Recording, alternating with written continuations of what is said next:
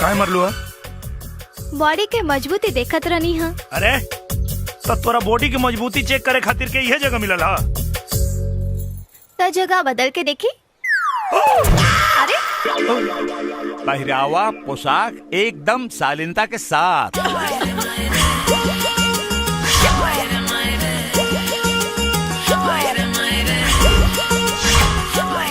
नैना, हाँ कॉलेज में साड़ी? अरे इतना से बाबूजी के दिखावे खातिर। घर से निकले के समय साड़ी और घर पे जाए के समय साड़ी। और बाद में? हाँ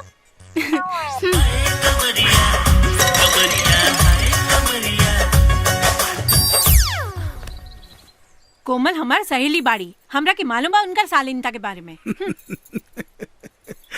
अरे बेटी, आई हो दादा। चाचा जब कह रहल बारन तो सही कह रहल होइहन।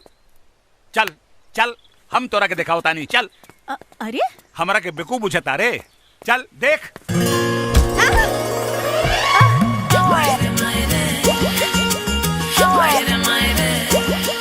ई आवाज कहाँ से आयल रहे? अरे वो शास्त्री जी की बेटी नैनुआ हमरा कोमल से बराबरी करतिया। भगवान देले भी तो छप्पर फाड़ के। अच्छा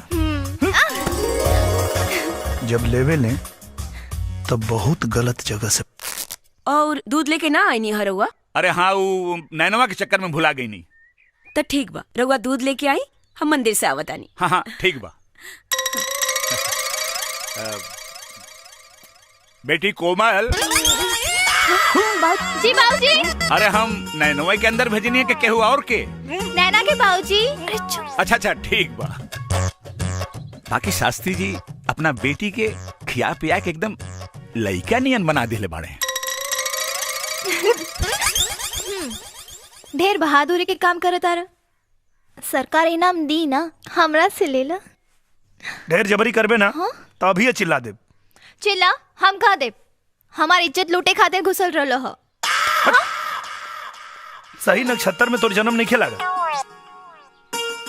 एक अबीर, अपन प्यार के अबीर लगा के हमार नक्षत्र सही कर दो हो।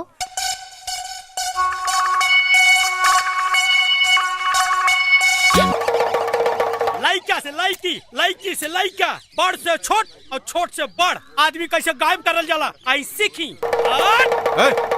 बंद कर, झूठ मूठ के खेल के लिए बाड़े। फालतू, ऐसे बढ़िया तो हम दिखा दे रे। मरद के बेटा हुआ ना, एक जादू दिखा दे। महतारी क्रिया खाता नहीं, मुझवा अपन कटा दे, नहीं तो काट दे। चल दिखाओ तानी। आई 1 मिनट खाली देखते हैं। हाँ, जमूरा। हाँ भाई लो। आगे ले बड़का जादू दिखावे। अरे ना चुप रही। का भाई लो? आज गइल सोएब के मुंह। का हो जादूगर? अच्छा जवन काम ही आंख बंद करके कर दी है, तू आंख खोल के कर देबा? जादूगर बानी, ई तो हमारा बाएं हाथ के अरे खेल बा। सिंपल 1 मिनट में। अच्छा हाँ सोच ला। सोच ले ली। मूछ कटा जाई।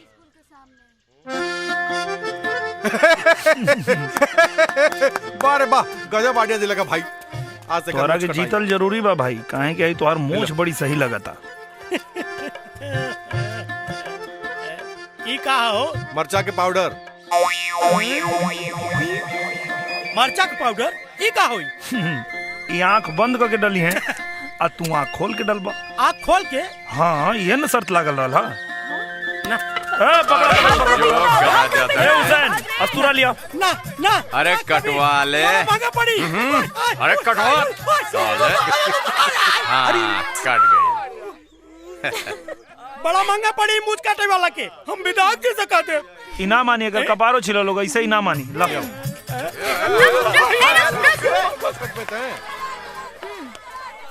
जादूगर हा कहीं मशीन ना गायब कर देवे। पागल है का रे?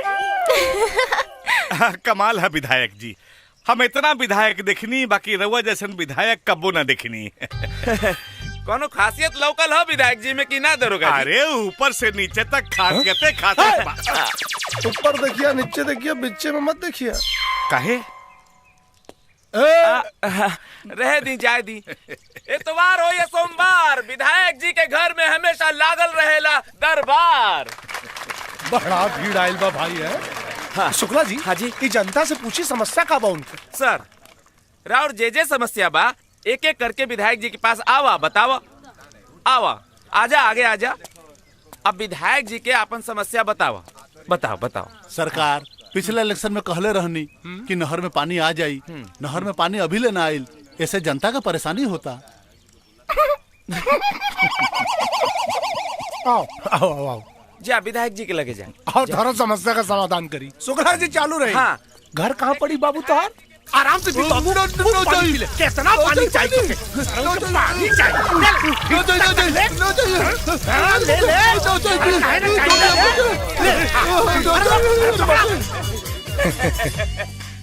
दांत मत चियारा, ताली बजवा। हाँ, तालियां तालियां। हाँ, तालियां। धन्यवाद धन्यवाद। आगे। हाँ, आगे बताओ। सरकार, चापाकल अभी तक गांव में ना पहुंचल। कितना फुट पे आवाला पानी रे? 120 फुट पे। 120 फीट ना। रुका, समस्या का समाधान होता। सर, सारा समस्या भाग गई सर। एकर समस्या सच में गंभीर हो जाता। हाँ सर। हाँ बोला, क्या समस्या बा? अरे कुकुरा चोर कटवा। ये विधायक जी के गाली देवा था। ई हम ना गरिया होता नहीं सरकार, ई ते ऊ गरिया होत रहल जवान हमार ई मुछवा कटले बा। तो प्रॉब्लम जनून बात और। बैठी सर। हाँ हाँ।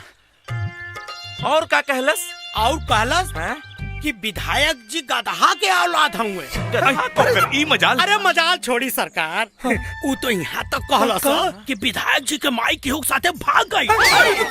और ओकर बाबूजी ओकरा से बियाह कर ले बारे, जकरा हाथ से केहू पानी ना पियल। तो विधायक जी के बारे में सब कुछ जाने ला। चुप दोगला। नाम बोल, नाम बोल। सरकार ओकर नाम बा कबीर। कबीर आतंकवादी के का मार दहलस, अपने आप के मिस्टर इंडिया पूछा था। एक बेर हमारा हत्थे चढ़ जाए ना, ऐसा ठोकब कि जिंदगी भर खड़ा ना हो पैसा। लागत ना फल।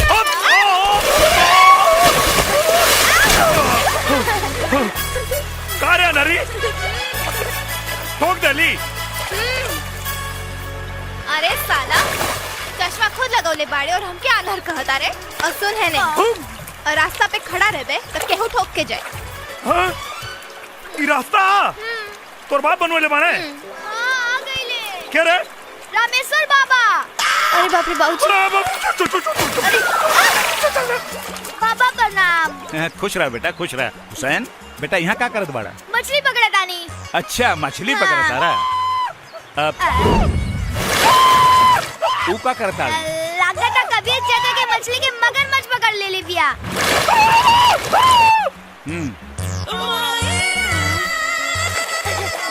का भाई कबीर चाचा? अरे पता न केने चल गई रे। अरे वहाँ बाड़ी। अरे ए लड़की कम विपद ज्यादा है।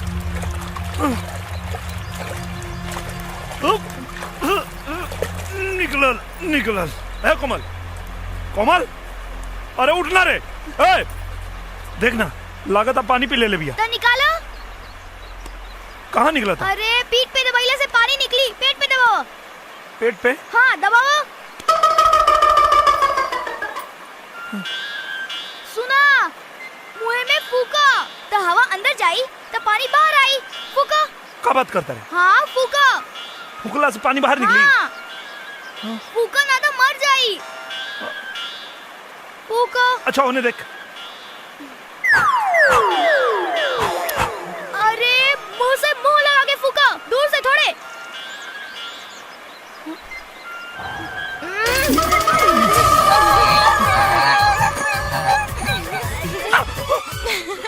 अरे साला, अगर पानी निकाले में हमारे पानी निकल जाए। काजल, बाबूजी, ये क्या करत रहले है? अब हमारे समझ में आयल कि चश्मा लगा के तू कौन मछली फसावत रहले है। तू एक शरीर छू के एकरा का पवित्र कर देले। ए चल चल घरे, चल चल। कौन कौना नक्षत्र में पैदा भइल बिया हमरा तो बुझाइबे न करेला। पंडिताइन, ए पंडिताइन, अरे जल्दी आवा। अरे चिल्लात काहे बानी? हम कोनो बहिर बानी का? तनी धीरे बोली ना। अरे कबीरवा एकरा शरीर के पानी निकाले खातिर पूरा शरीर अपवित्र कर देले बा। अगर वो नदी से ना निकल रही तो हम डूब के मर गई रहती। चुप। एकरा शरीर पे हर जगह गंगा जल के छिड़काव करा, जहाँ जहाँ हाथ लगौले बा। चला बेटी चला, जबले तोहरा के शुद्ध न करब तबले कैसे लोग जानी कि तू रामेश्वर पंडित की बेटी बाड़ू। हाँ, जा ले जा भीतर ले जा।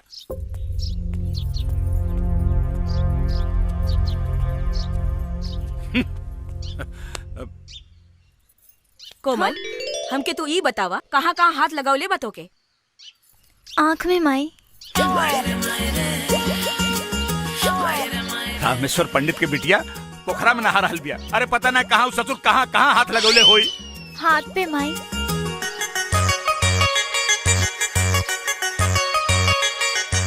ए सुनैना, अरे गंगा जल डाल के अच्छी तरह से नहवैया करा के। ओठ पे माई। अरे कोनो तो ऐसा जगह होई जहाँ तोहरा के छुवले ना होई। ऐसन कौनो जगह नहीं थी जहाँ वो छूले ना होई। चुप, तोहरा बाप बेटी के फेरा में ना हमार धर्म नष्ट हो जाए।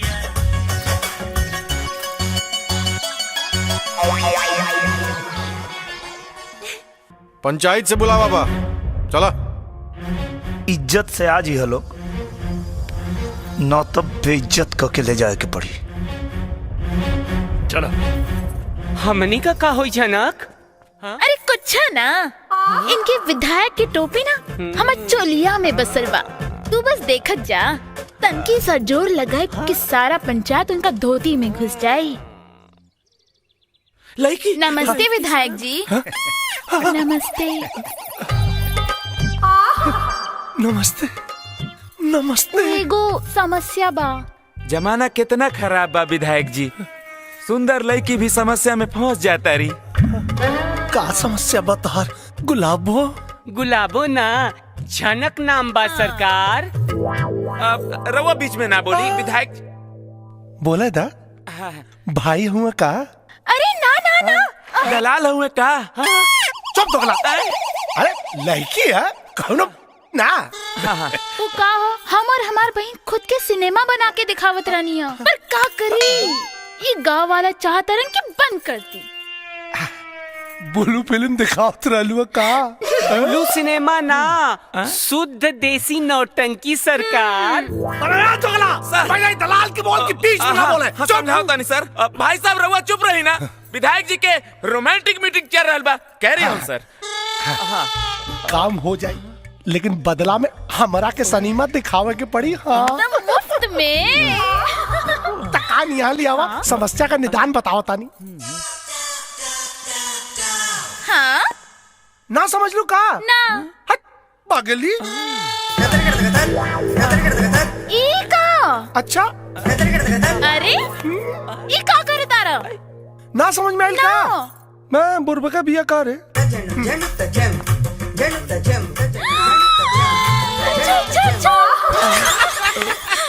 अब बस देखते जा, पूरे पंचायत के ना हवा निकाल दे। सनीमा दिखाओ ना। काम भइला के बाद। अच्छा ठीक बा। ए भाई साहब यहाँ आवा, आवा आवा जा। भाई साहब तबले हमरा लगे रही है, काम भइला के बाद इनके लौटा दे। दरोगा जी। सर लड़की के साथे जा, जौनो समस्या होके ओकर समाधान करिया। यस सर।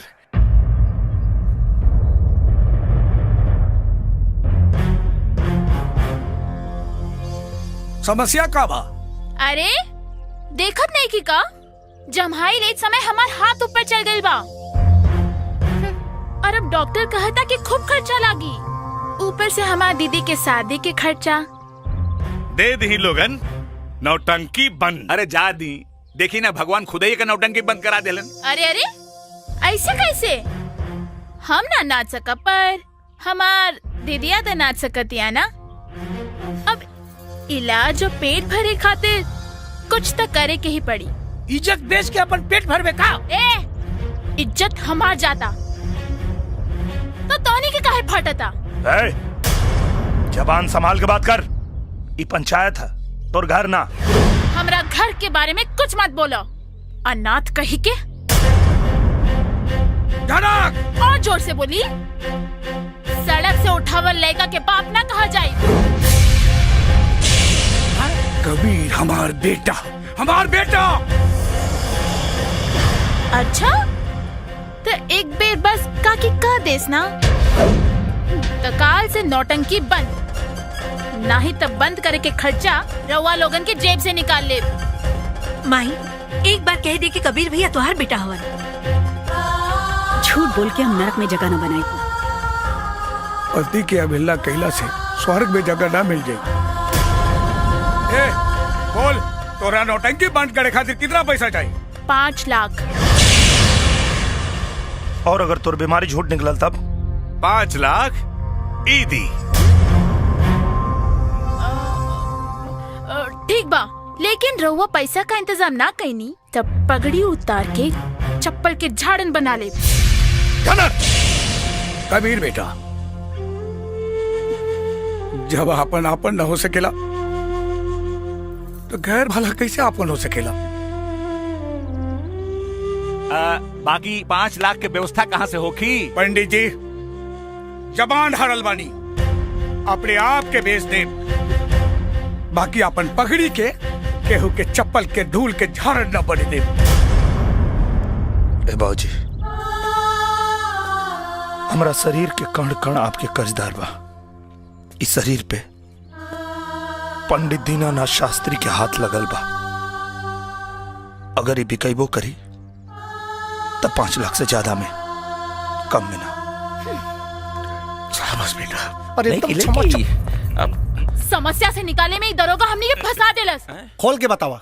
हाँ, मतलब खोल के बतावा, बात बुझाई ना। अरे अरे मास्टर जी 5 लाख देवे खातिर तैयार हो गईला। पर ई दरोगा बीच में टपक के ई कहले कि अगर झूठ पकड़ा गई तब 5 लाख हम दे। एक मिनट हटा, का दरोगा? अरे दरोगा ना, साले दोगला बड़े, का जरूरत रहो जब? अरे समझावा, तू ही एक समझदार आदमी बड़ा बस। हाँ सुनी, बात अगर बिगड़ जाये नु तो विधायक जी बनी खुद अपन 5 लाख रुपया रहुआ के दे दे। हाँ। बीच में बोला के क्या खाला सा बीच में बोला के?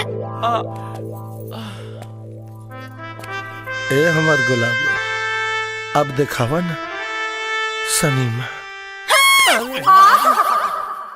समस्या से निकलने के बाद बुझनी हम अबो कहता नहीं, ये मास्टरवा 5 लाख रुपया दी कहाँ से?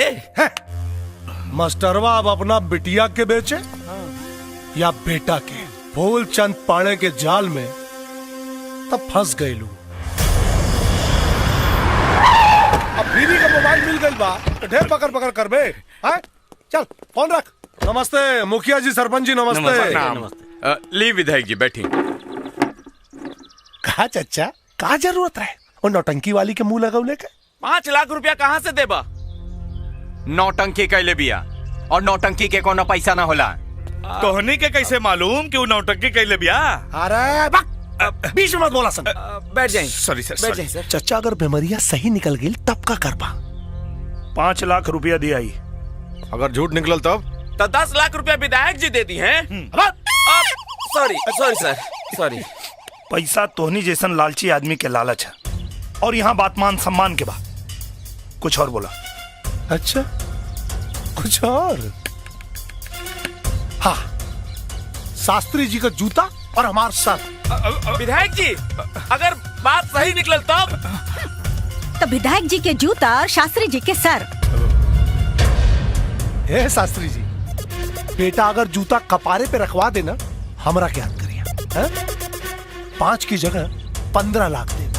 हाँ, घर तक संभलते नहीं खे, चलल बाड़े लोग पंचायत संभाले। चला रे सर। आई सर। माई ये का कर दे ले तू? बड़ा भरोसा बना तोरा बाबूजी के अपना बेटा पर। वह भरोसा के क्रिया अगर हमार बेटा हार गई तो भगवान के दरबार में अकेले से कहता के तोहरा प्रमाण देवे के पड़ी।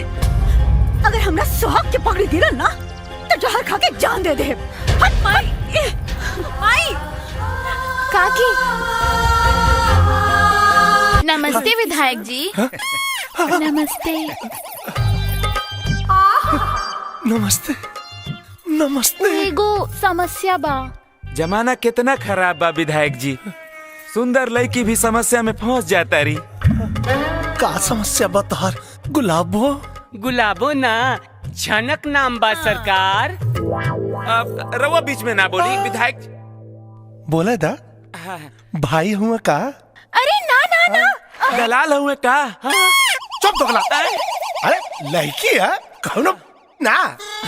वो का हो, हम और हमार बहन खुद के सिनेमा बना के दिखावत रहनी है, पर का करी ये गाँव वाला चाहता रन कि बंद करती। ब्लू फिल्म दिखावत रहलू का? ब्लू सिनेमा ना, शुद्ध देसी नौटंकी सरकार। अरे दोगला, भाई दलाल की बोल के बीच में ना बोले। समझाओ नहीं सर। भाई साहब रवा चुप रही ना, विधायक जी के रोमांटिक मीटिंग चल रहा बा, कह रही हूँ सर। काम हो जाए, लेकिन बदला में हमारा के सनीमा दिखावे के पड़ी। हाँ मुफ्त में तकान यहाँ लिया हुआ, समस्या का निदान बताओ तानी। हाँ ना समझ लू का? ना पागली। ई का? अच्छा अरे ई का करे तारा? ना समझ में आइल का? मैं बुरबा का बिया का रे।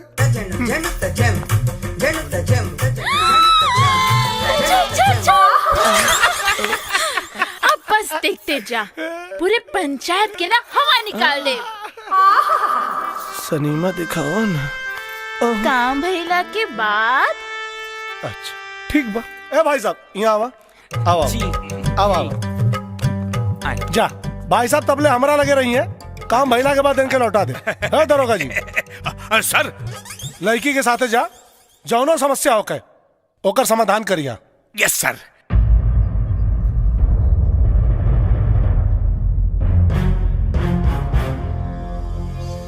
समस्या का बा? अरे देखत नहीं की का, जम्हाई लेत समय हमार हाथ ऊपर चल गई बा,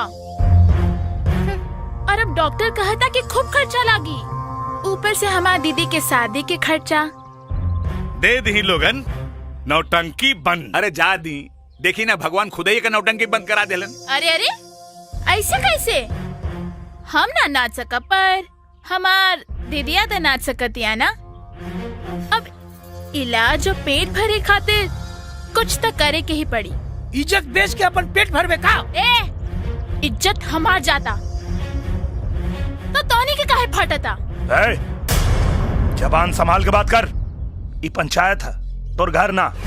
हमरा घर के बारे में कुछ मत बोलो, अनाथ कही के। धनक! और जोर से बोली, सड़क से उठावल लड़का के बाप ना कहा जाए। कबीर हमार बेटा, हमार बेटा।